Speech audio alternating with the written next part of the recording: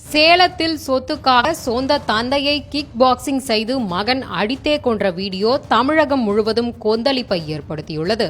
இந்த கொடூர சம்பவத்தின் பின்னணியை காணலாம்.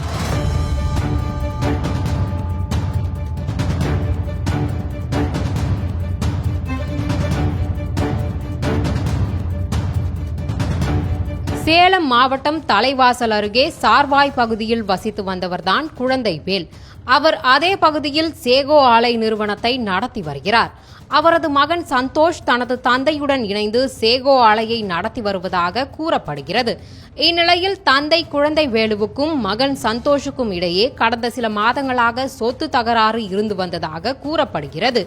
இந்த நிலையில் சந்தோஷ் திருமணமாகி பெரம்பலூர் மாவட்டம் கிருஷ்ணாபுரம் பகுதியில் தற்போது அவரது குடும்பத்துடன் வசித்து வந்துள்ளார்.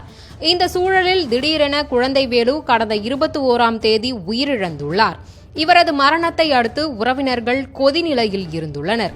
அதற்கு காரணம் தற்போது வெளியாகியுள்ள இந்த வீடியோதான்.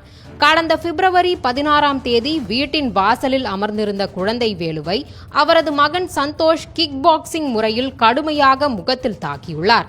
இதில் மயங்கிய நிலைக்கு சென்ற குழந்தை வேலு ரத்தம் சொட்ட சொட்ட சரிந்தார்.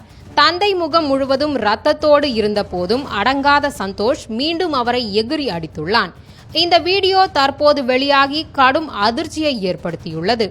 இந்த தாக்குதலை அடுத்து மருத்துவமனையில் சிகிச்சையில் இருந்துள்ளார் குழந்தை வேலு. இந்த சூழலில் கடந்த 21ஆம் தேதி திடீரென குழந்தை வேலு உயிரிழந்துள்ளார். அவரது உறவினர்கள் உடலை அடக்கம் செய்துள்ளனர். அதன் பிறகுதான் பிப்ரவரி மாதம் சந்தோஷ் தனது தந்தையை தாக்கும் வீடியோ எப்படியோ வெளியாகியுள்ளது. இதனை கண்டு அதிர்ந்த உறவினர்கள் சமூக வலைதளங்களில் வீடியோவை வெளியிட்டுள்ளனர். அதோடு போலீசிலும் புகார் அளித்துள்ளனர்.